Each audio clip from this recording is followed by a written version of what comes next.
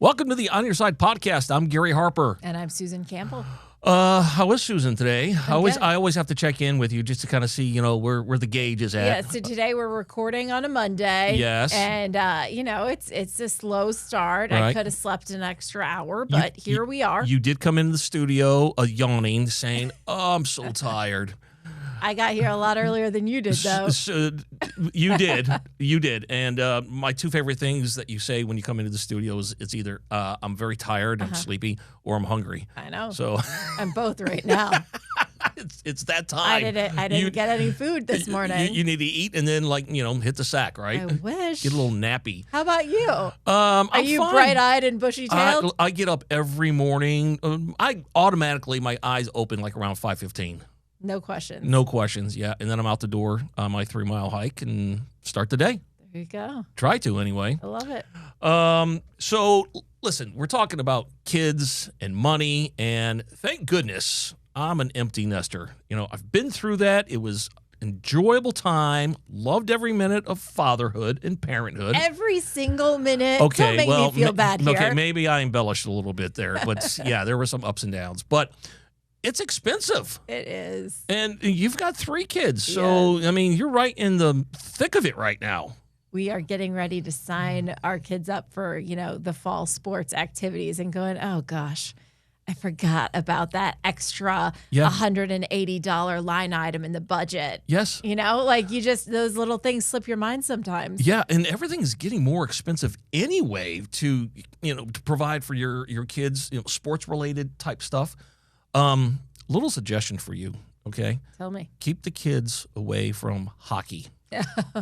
Hockey is very expensive. Yeah, hockey is. All that equipment. Oh. So they have an uncle who plays hockey, and he has been trying to steer them right onto the ice, and we're trying to steer them away from the ice. As long as he brings his wallet onto the ice. Everything is, between the equipment and, it gets out of hand. It is a lot of money. And this was interesting. I was looking into this before we came to the studio. The average cost of raising a child up until the age of 18. I don't even think I want to know. It's anywhere between $300,000 and $400,000. Oh, good. Yay. So for Susan, that's times 3. I can assure you my salary doesn't match that cost. You're never retiring, okay? No, never. You'll be working forever. Oh, gosh. Oh, man. How old is your youngest? 1. Oh, you got 17 years to go. Yeah, it's okay. Oh, Plus college. You're like, yeah, that's okay. Yay. Hey, so how do we manage this? That's what we're talking about on the On Your Side podcast. We got Sabino Vargas. He's a certified financial planner with Vanguard. He's right here in the Valley. Sabino, how are you? I am great. Thank you so much for having me. Do you have kids, and how many? I do have 2.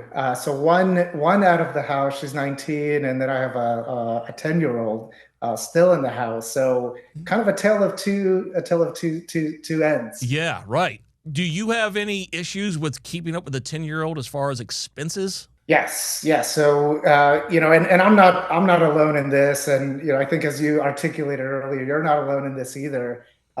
Vanguard completed a survey recently, and over 70% of parents are telling us that they are spending more on child-related expenses than they expected.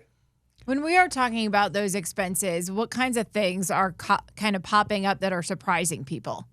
The ones that keep coming up are unexpected daycare expenses, unexpected expenses around clothes and shoes. So just, daily, these necessary expenses that come up from time to time. There's always that little growth spurt too that happens, and you don't really that's another part of thing. You're like, I got all the back to school clothes.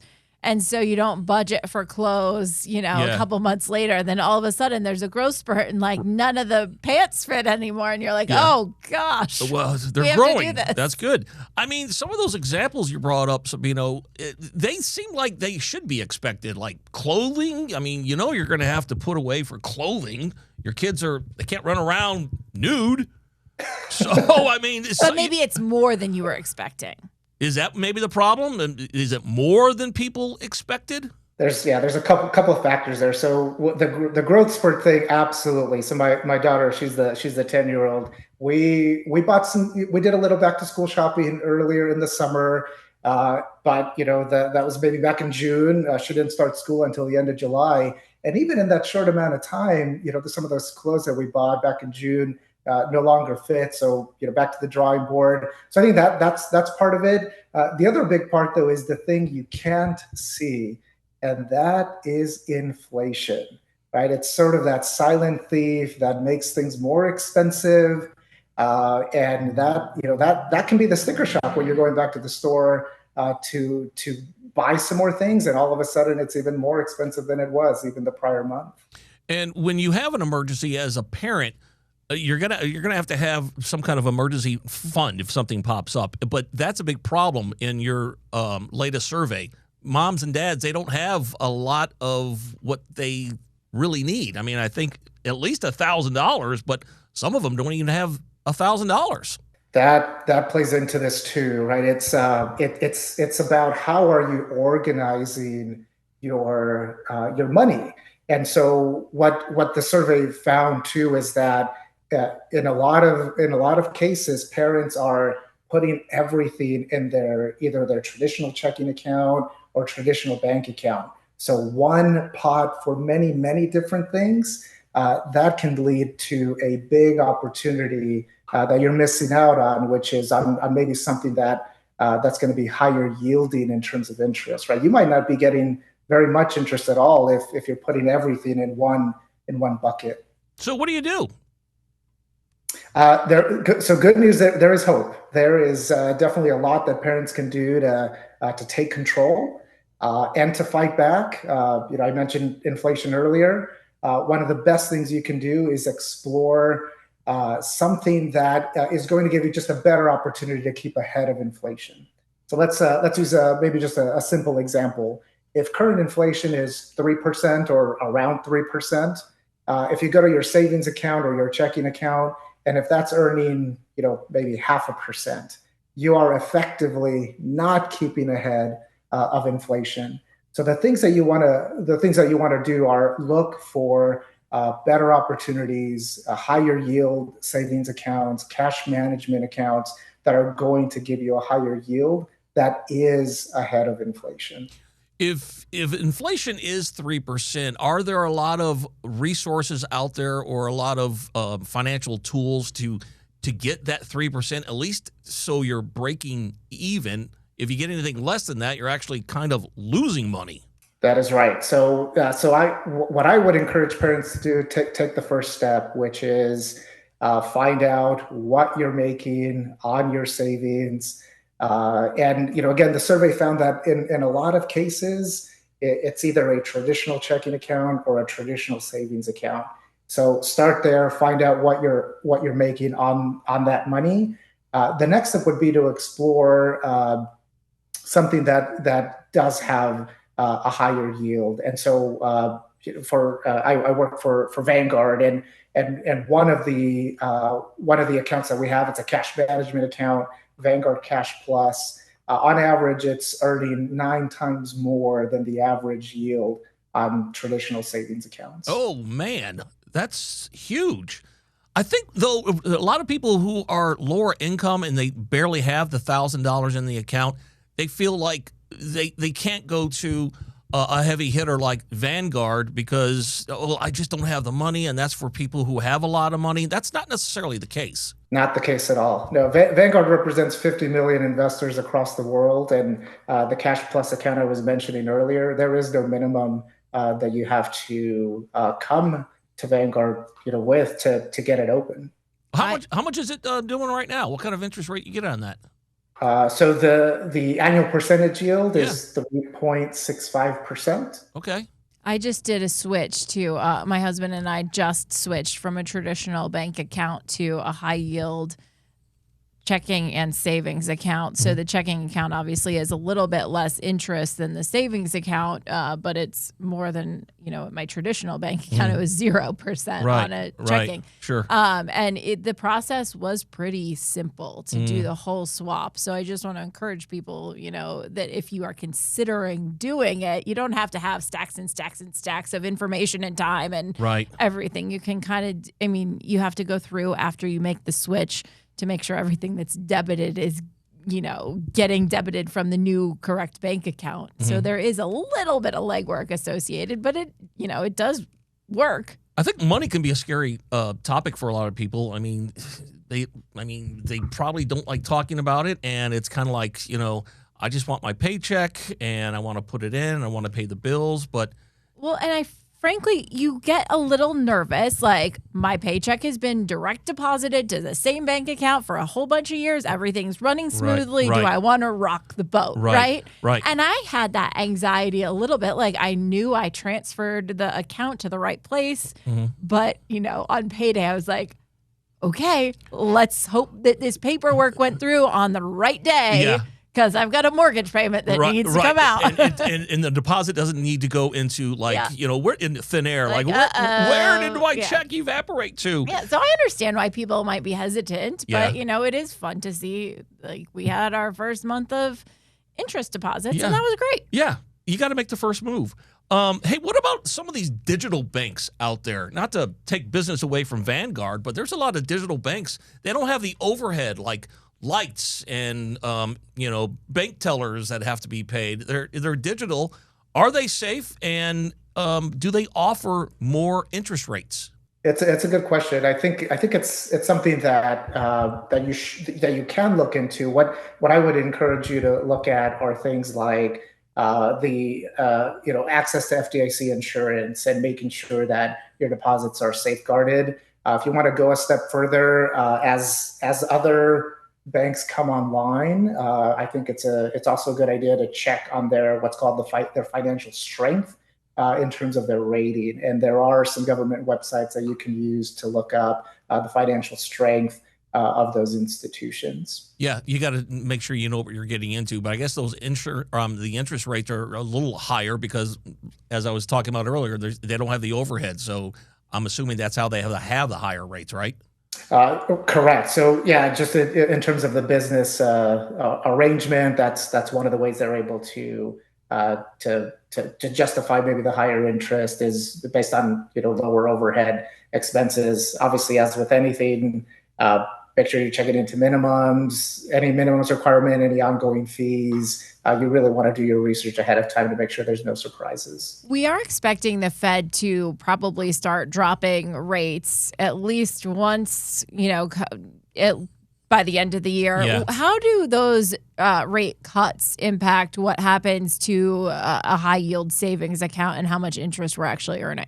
Great question. So the general relationship is that as the Federal Reserve cuts interest rates, you'll probably expect your own yield to also go down. It's not exactly 1-to-1, but I think even in an environment where the Federal Reserve is expected to begin cutting rates, you would still want to compare that yield to the rate of inflation. And if you're still coming out on top, then that means your money is working for you and keeping ahead of inflation. So help us do a little bit of budgeting here. How can we get on track if we are feeling really overwhelmed with the daycare, with the sports, with the music lessons, with everything that pops up, the extra clothes, Halloween costumes coming up, Christmas presents on the way? How do we get into a place where we are feeling a little less overwhelmed and able to manage the money that's coming into our house and going out? Yeah, where do you begin?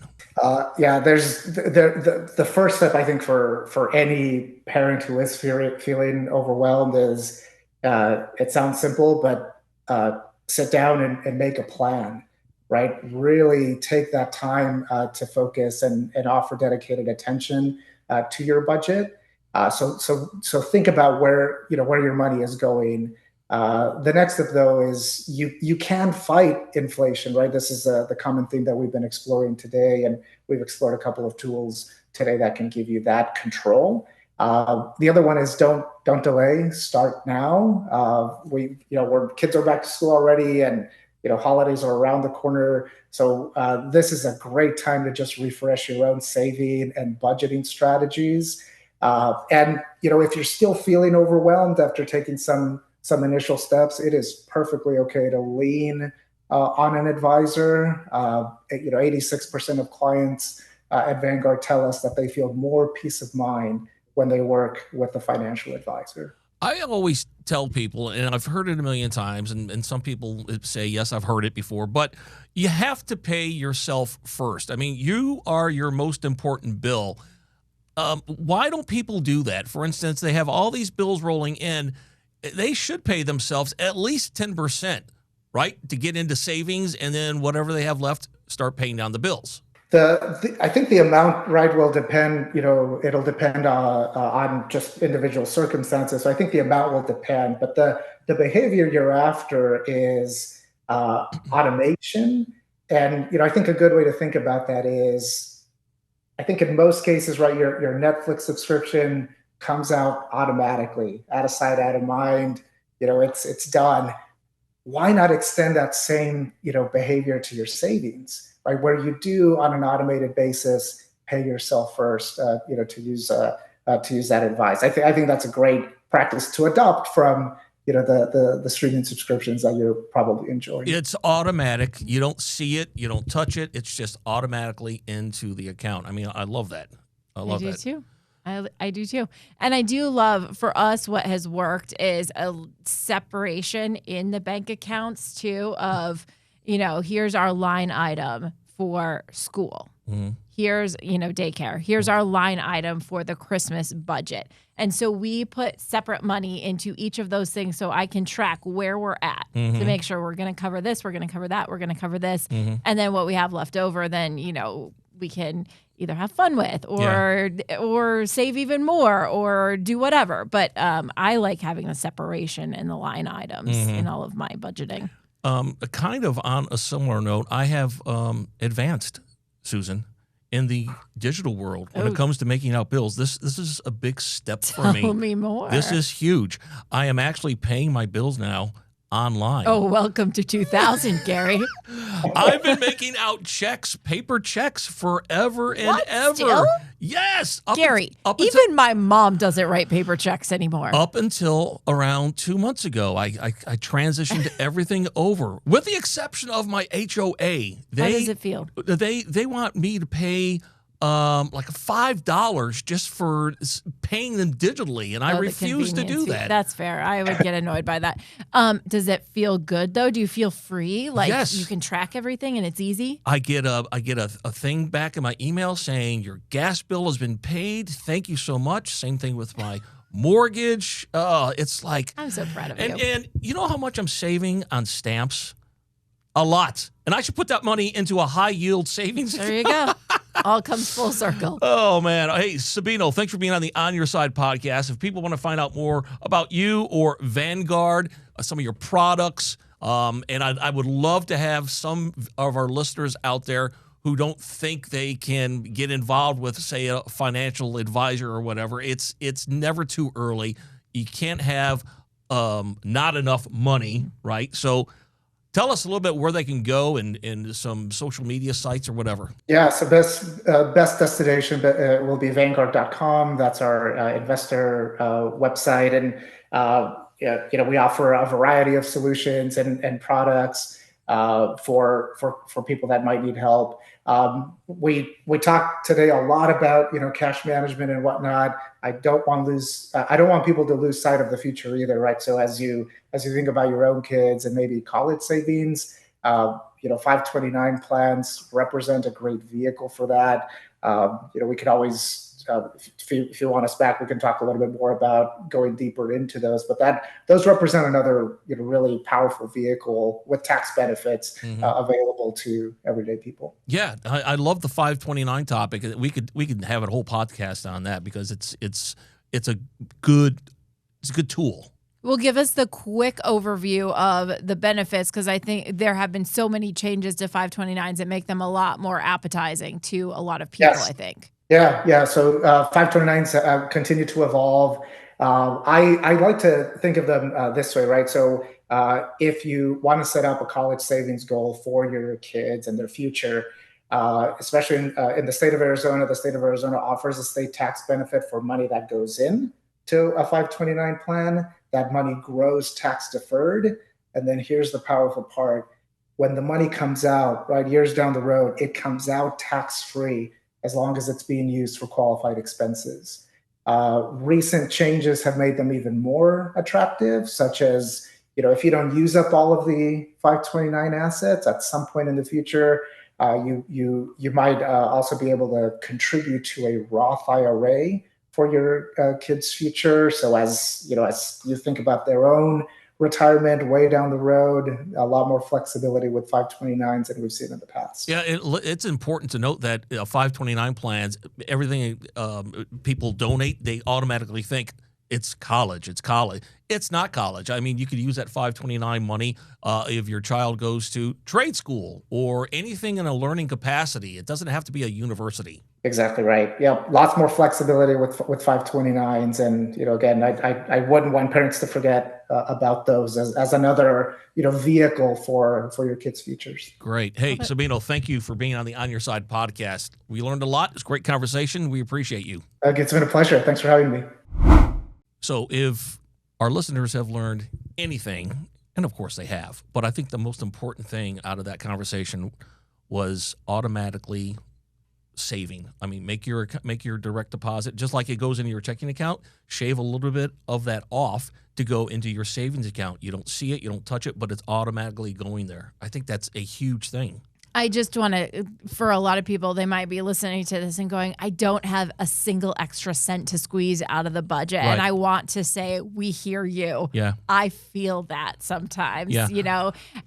but that automation does actually make a difference, because all of a sudden you're just going through the drive-through one less time without thinking about it, because the money's just not in the account. And so there are, behavior habits that can change when the money's just not in front of your face. The infamous $7 cup of coffee at Starbucks. I mean, if you just do that one time a day, 7 times 30 days, what is that? Over $200? It's a boatload of money. It you is. and I are not going to agree on that entirely, though. Sometimes you need the coffee. No, not a $7 cup of coffee. Come on. You know what? I'll end on this. I was at a convenience store the other day waiting for my son to go in, and I was sitting there looking at the windows. I never stare at windows because I always just go in and go out. You're not paying attention. And I'm sitting there waiting for him to come out. Cigarettes these days. Ooh, how much? Do you want to know how much a pack of cigarettes costs? Do you have any idea? No, literally no. Over $12 a pack. And some people do 2 packs a day. Whoa. So cut the cigarettes out. That could really make an amount of money. The On Your Side podcast is produced by Brad Denny. Our audio engineer and editor is Todd Martin. Segment producer is Colin Stanton.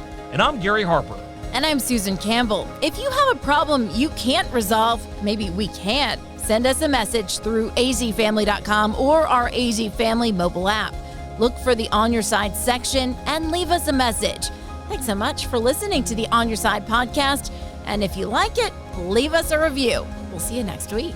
On Your Side is on Good Morning Arizona every weekday morning at 6:45 and 7 o'clock, and every weekday evening on Good Evening Arizona at 4 and 5 o'clock. You can also catch it on Arizona's Family News at 9 on 3TV every weeknight.